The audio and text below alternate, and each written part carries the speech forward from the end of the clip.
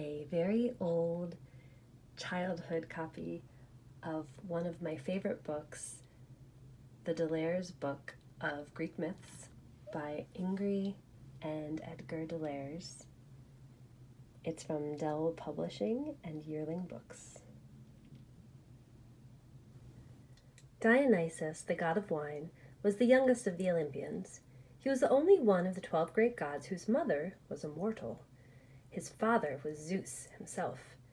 Jealous Hera hated his mother, the beautiful princess Semele, and one day when Zeus was away, the goddess disguised herself as an old crone and went to visit her. She talked about this and about that, pretending to be very friendly, and then she asked why Semele's husband was not at home, and what kind of man he might be. "He is nobody less than mighty Zeus," Semele said proudly. "How can you be so sure about that?" said the old woman.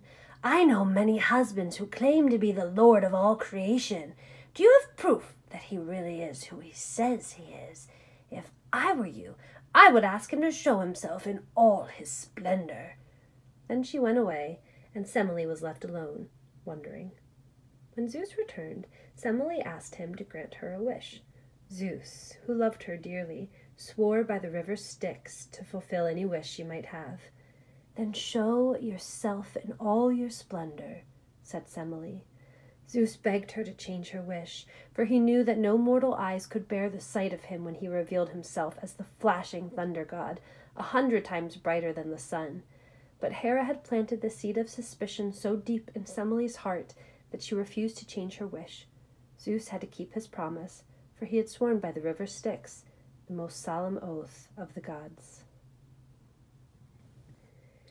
He joined together the smallest storm clouds he could find, chose his tiniest lightning bolt, and showed himself to Semele as the mighty thunder god. Even so, he was so brilliant that Semele caught fire and burned to cinders. Zeus could do nothing to save her. She went down to Hades as a fluttering ghost. Zeus barely managed to rescue her unborn son and sewed him under the skin of his own leg, and when the child was ready to be born, he sprang forth as the immortal god Dionysus. Zeus knew well enough who was the cause of Semele's death, and he gave her little son to Hermes and told him to hide the boy from Hera. Hermes carried Dionysus to the faraway valley of Nysa and left him in the care of a band of Maenads, the nymphs of the valley. There Dionysus grew up with tigers and leopards for playmates. Large bunches of purple grapes grew on the sunny slope of the valley of Nysa, and in time Dionysus invented the making of wine from their juice. As a young and beautiful god, dressed in flowing robes of royal purple, he went out into the world to teach men how to make wine. The Maenads went with him, and so did the leopards and tigers, and ever more followers joined him. Wherever he went, he was worshipped as a new god, and his father Zeus watched him with pleasure. Dionysus returned to Greece and traveled from island to island, teaching the making of wine. One day, as he was sleeping alone on a beach, a pirate ship sailed by. When the pirates saw the richly clad youth, they thought he was a prince and carried him off on their ship to hold him for ransom. He did not wake from his heavy slumber till the ship was far out at sea. With gentle words he tried to persuade the pirates to take him back. He was not a prince, he said. He was the god of wine, and his riches were not of this world. The pirates laughed scornfully and sailed on, paying him no heed. Suddenly their laughter died, for out of the sea sprouted vines loaded with grapes. They grew, twining around the oars, winding up the mast, and spreading over the whole ship as though it were an arbor.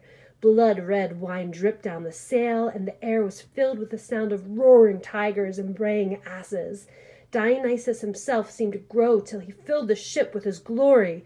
Horrified, the sailors threw themselves into the sea, but they did not drown, for Dionysus was a kind god.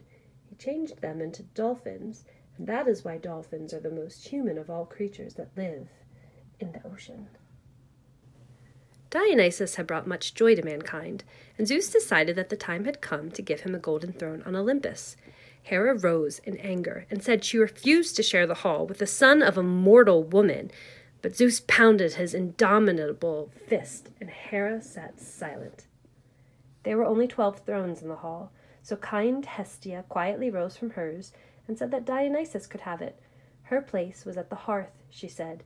She needed no throne. Before seating himself on his throne, Dionysus asked to see his mother, for whom he had always longed. Zeus not only permitted him to see her, but let him go down to Hades and bring her up to the glory of Olympus, for she was now the mother of one of the great gods. Happily Dionysus entered the hall and seated himself on his throne.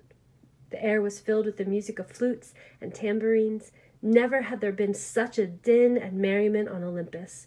Zeus looked around with great content and beckoned to his cupbearer, Ganymede, bidding him fill the golden goblets with sweet nectar.